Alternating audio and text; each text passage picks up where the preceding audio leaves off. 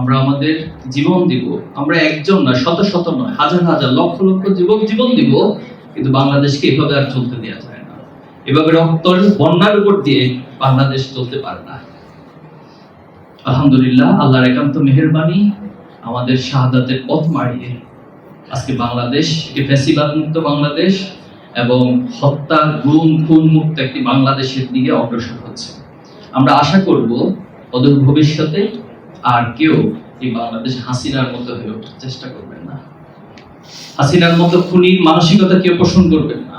হাসিনার মতো গুম করার মানসিকতা কেউ পোষণ করবেন না। যদি করে থাকেন তাহলে হাসিনার যে পরিণতি, তার চেয়ে ভয়াবহ পরিণতি আপনাদেরকে ভোগ করতে হবে। এবং সেদিন আপনার প্রজন্মকে দায় দিবেন না।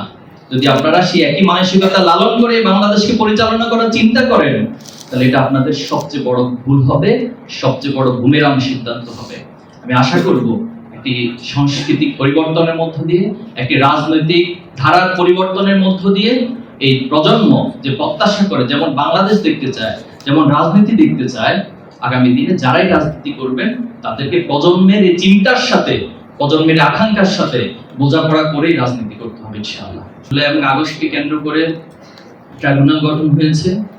যদিও এর মধ্যে অনেক ধীরগতি হচ্ছে কাজগুলো, বিচারগুলো, কিন্তু আমরা প্রত্যাশা করি ট্রাইব্যুনালে যারা দায়িত্ব পালন করছেন তারা সততা, নিষ্ঠা এবং দায়িত্ববোধের সাথে প্রফেশনাল জায়গাকে ঠিক রেখে এই বিচারকে সঠিকভাবে তারা অগ্রসর করবেন, সম্পন্ন করবেন।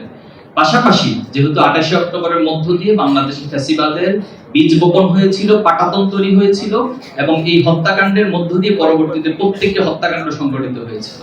এজন্য এই হত্যাকাণ্ডের যারা জড়িত ছিল, এটা যদিও মামলা হয়েছিল, চার্জশিট হয়েছিল, কিন্তু হাসিনার ক্ষমতা এসে এই সবগুলো মামলাকে তারা প্রত্যাহার করে নিয়েছিল। তো আমরা দাবি করছি যে এই মামলা ট্রাইব্যুনালে নতুন করে আবার চালু করে এই খুনিদের যথাযথ বিচার করতে হবে।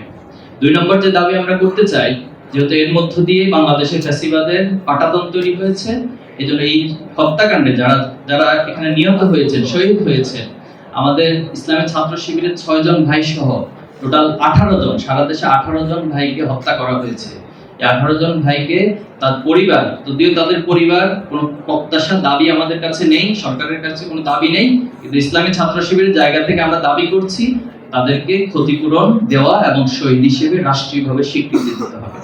আমরা শহীদ পরিবারের কাছে যখন যাই, শহীদ পরিবার আমাদেরকে এখন সাহস দেয়। আমরা ওনাদেরকে সান্ত্বনা দেওয়ার প্রয়োজন হয় না, বরং ওনারা আমাদেরকে সান্ত্বনা দিয়ে বলেন যে বাবা, আমার সন্তানরা যে জন্য জীবন দিয়েছেন, তোমরা সেই প্রত্যাশা, সেই আকাঙ্ক্ষাই বাংলাদেশে বাস্তবায়ন করবে।